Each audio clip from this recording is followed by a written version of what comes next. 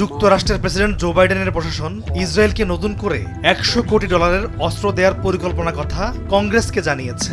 অথচ কিছুদিন আগেই জো বাইডেন ইসরায়েলকে হুমকি দিয়ে বলেছিল যে ইসরায়েল যদি গাজার দক্ষিণাঞ্চলীয় শহর রাফায় হামলা চালায় তাহলে তাদেরকে অস্ত্রের চালান বন্ধ করে দেবে যুক্তরাষ্ট্র। কিন্তু এই হুমকি দেওয়ার মাত্র এক সপ্তাহের মধ্যেই সুর পাল্টিয়ে নতুন পরিকল্পনা এঁটেছে বাইডেন প্রশাসন। We'll continue to work with you and partners across the region to prevent more tragedy. চলতি মাসে গাজার ঘনবসতিপূর্ণ শহর রাফায় ইসরায়েলের সর্বাত্মক স্থল অভিযান শুরুর সম্ভাবনা দেখে দেশটিতে অস্ত্রের চালান বন্ধ করে দেয় মার্কিন প্রশাসন। সেই চালানের মধ্যে ছিল 2000 পাউন্ড ওজনের 3500টি বোমা।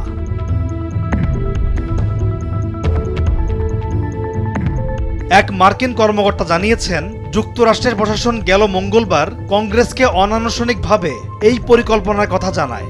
পরিকল্পনা বাস্তবায়নে কংগ্রেসের অনুমোদন লাগবে। এদিকে নাম প্রকাশে অনিচ্ছুক কংগ্রেসের এক সহকারী জানিয়েছেন, মার্কিন অস্ত্র প্রস্তুতকারীদের কাছ থেকে যে অস্ত্র নেওয়া হবে সেসবের মূল্য $100 কোটি।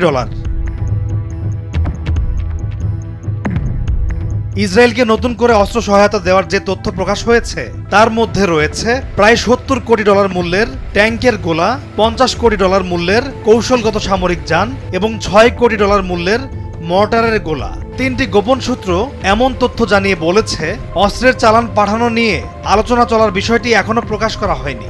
তবে অস্ত্রের এই চালান কবে পাঠানো হবে সে বিষয়ে তাৎক্ষণিকভাবে কোনো ইঙ্গিত পাওয়া যায়নি।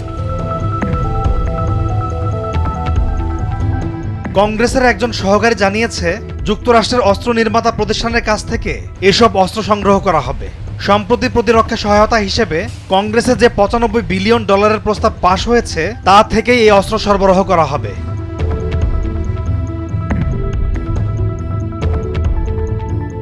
এদিকে নতুন করে অস্ত্র দেওয়ার পরিকল্পনার কথা এমন এক সময় আসলো যখন মাত্র সপ্তাহখানেক আগেই জো বাইডেন ইসরায়েলকে হুঁশিয়ার করে বলেছিল, রাফায় স্থল হামলা চালানো হলে যুক্তরাষ্ট্র বোমা ও কামানের গোলা সরবরাহ বন্ধ করে দেবে। কিন্তু এরপরও বাইডেনের এই হুঁশিয়ারি অগ্রাহ্য করেই ইসরায়েল রাফায় বোমা হামলা অব্যাহত রেখেছে এবং রাফা ক্রসিংয়ে সৈন্য ও ট্যাঙ্ক জড়ো করেছে।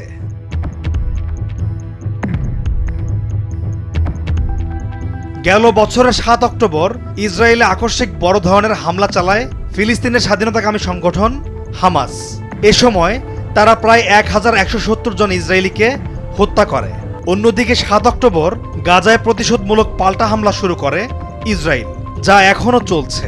গাজায় ইসরায়েলের অব্যাহত এই হামলায় 35,000-এরও বেশি বেসামরিক নাগরিক নিহত হয়েছে। এর অধিকাংশই নারী ও শিশু।